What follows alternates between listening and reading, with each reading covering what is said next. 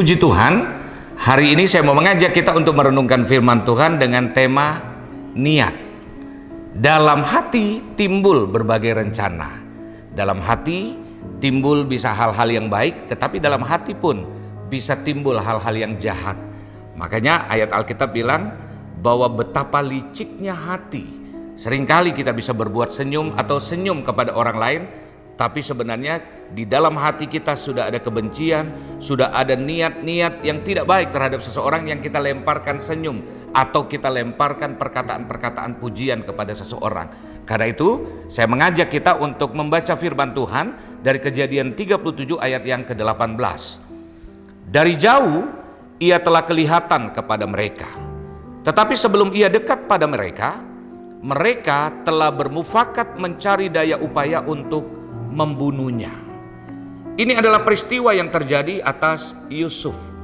Yusuf suatu kali mendapatkan skenario jahat dari siapa? Dari 10 orang kakak-kakaknya. Karena apa?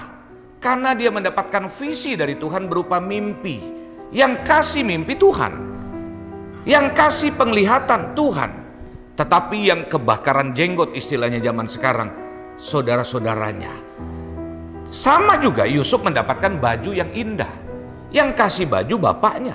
Yang marah, yang kecewa, yang syirik kalau boleh dibilang, kakak-kakaknya. Inilah dunia penuh dengan hati-hati yang iri, dengki. Sehingga kadang-kadang ketika kita mendapatkan pencapaian, prestasi, tidak semua orang, bahkan teman dekat kita pun bisa tersenyum. Ada yang bisa tersenyum tetapi hatinya panas. Hal yang terjadi dalam kehidupan Yusuf ini mengingatkan kita bagaimana mereka berniat untuk membunuh Yusuf. Karena apa? Karena Yusuf mendapatkan nubuatan, pesan dari Tuhan. Karena Yusuf mendapatkan hadiah dari papanya. Karena itu saudara-saudara, saya mengajak kita untuk memperhatikan bahwa dalam hati bisa timbul niat. Ada niat untuk menentukan banyak hal. Ada niat untuk menentukan atau mempersiapkan hal-hal yang baik, maka akan timbul ide-ide yang baik.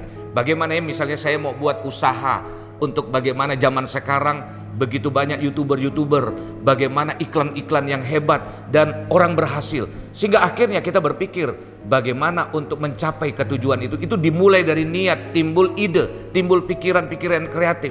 Tetapi dari hati juga bisa timbul niat jahat. Bagaimana bisa menghancurkan temanku yang berhasil, bagaimana bisa memberitakan berita-berita hoax, sehingga ini masih tahun panas, tahun pemilu misalnya, kita bisa membuat berita-berita yang menghancurkan, mendiskreditkan seseorang. Dari hati yang sama bisa dua potensi, niat jahat dan niat baik. Karena itu hal yang perlu kita perhatikan tentang niat. Hati-hati ketika kita berkumpul dengan orang yang selalu berpikir negatif. Karena Alkitab bilang bahwa dalam pergaulan yang buruk bisa merusak kebiasaan yang baik. Kalau saudara suka berkumpul dengan teman-teman yang suka ngomong negatif, suka menyerang, suka mendiskreditkan, suka iri, maaf, kalau saudara betah, artinya saudara sedang dalam keadaan bahaya. Saudara bisa tercemar karena berkumpul dengan seseorang dengan kumpulan yang suka berpikir negatif. Makanya ada suatu statement yang bilang begini, quote, bahwa kesalahan atau kebohongan yang diulang-ulang itu bisa menjadi suatu kebenaran. Karena itu hati-hati dengan kumpulan orang yang selalu berpikir dan berbicara yang negatif. Hal yang kedua, kalaupun menurut kita alasannya benar, juga tidak perlu kan punya niatan jahat untuk menciderai orang, untuk menghancurkan orang. Karena ada orang dengan suatu prinsip, ini benar, maka saya harus hancurkan orang yang berseberangan dengan saya. Jadi untuk alasan yang benar pun menurut kita, janganlah kita melakukan sesuatu rencana yang jahat, niat yang jahat. Yang ketiga, hati-hati dengan persepakatan yang jahat. Ketika saudara-saudara Yusuf, kakak-kakaknya merencanakan untuk menghancurkan Yusuf, tahukah saudara, Yusuf kan mau dipakai Tuhan untuk menyelamatkan bangsa yang besar. Seandainya niat mereka terjadi, artinya matilah Yusuf. Ada banyak orang yang sebenarnya Tuhan sudah persiapkan untuk menjadi berkat bagi bangsa, untuk menjadi berkat bagi organisasi.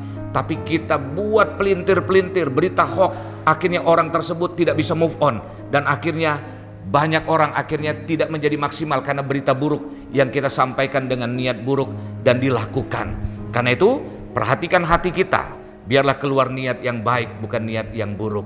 Puji Tuhan, biarlah kita semua diberkati Tuhan. Jangan lupa like, komen, share, dan jadi subscribe untuk GPDC Channel. Tuhan Yesus memberkati. Halo teman-teman semua, buat kalian yang belum memiliki tempat ibadah tetap, Yuk gabung bersama kita di GBI Glow Fellowship Center, lokasinya ada di Glow Tamres, Glow Gading Marina, Glow BSD, Glow Dynaplus, Glow Depok, Glow Majestic. dan Glow Cibubur. Kita tunggu kehadiran kalian. Tuhan Dan Yesus Yesus memberkati. memberkati. Amin. Amin.